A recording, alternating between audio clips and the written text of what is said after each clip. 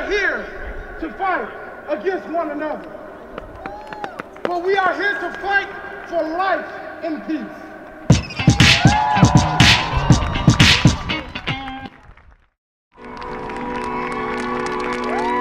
On March 24th, 2018, thousands of people marched on the Capitol in Washington, D.C.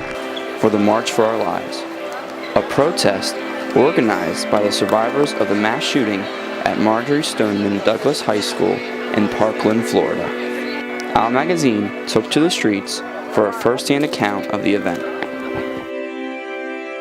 I'm marching because, first off, just off of the fact that it could have been me. It could have been any of us, for real. I shouldn't have to go to school and be like, dang, am I gonna die today? Like, that shouldn't be anything that should never cross a child's mind. Headcount has been around for over 15 years. They're thinking that we're gonna register thousands of voters today.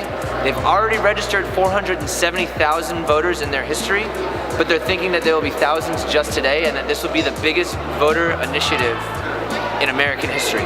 I'm marching because I feel like I need to let everyone know that our lives need to be protected and away from these guns.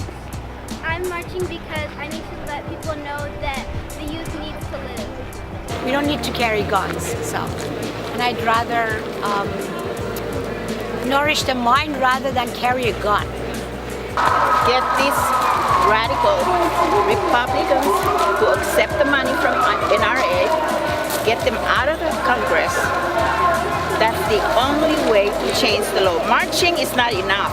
The Second Amendment was passed at a time long before assault weapons were even ever conceived of, and when the Second Amendment was passed, no one ever expected that private individuals would be able to carry around weapons with that kind of killing capacity.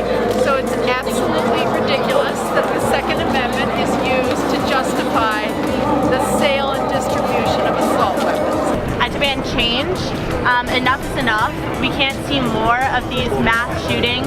The Second Amendment it's an important one, you know? Like, a lot of people say outlaw guns altogether, and that's not a viable solution. I'm marching because I don't want to have to tell my little brother how to survive a school shooting or anything of the sort. We're marching today, just for in general, safety, awareness of this, education, also just to pay our respects to those who, it would be lost. Now that we're getting to the point where we can have a political say, and we're the people that have been affected by this, we're the people that schools have been shot up, we're the people that our friends have been dying, and then now we're allowed to have a say, and now we're allowed to change things. Once this is over, months from now, are we going to talk about it? Are we going to be pressed towards it? Are we going to have a heart towards these issues? I just feel like this can't not be one day event.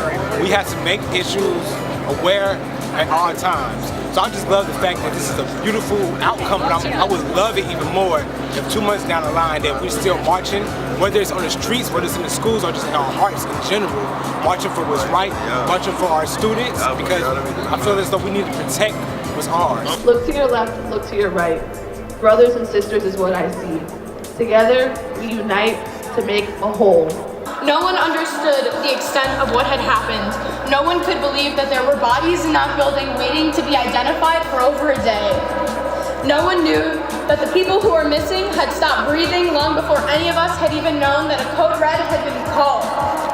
We are survivors of a cruel and silent nation. A nation where freedom, justice, equality, and purpose is not upheld. What we have here, what is constantly being sowed, are the seeds of corruption. But it's our job, it's the democracy, to ensure that those seeds never sprout. But the only way you can do that is by getting out and voting.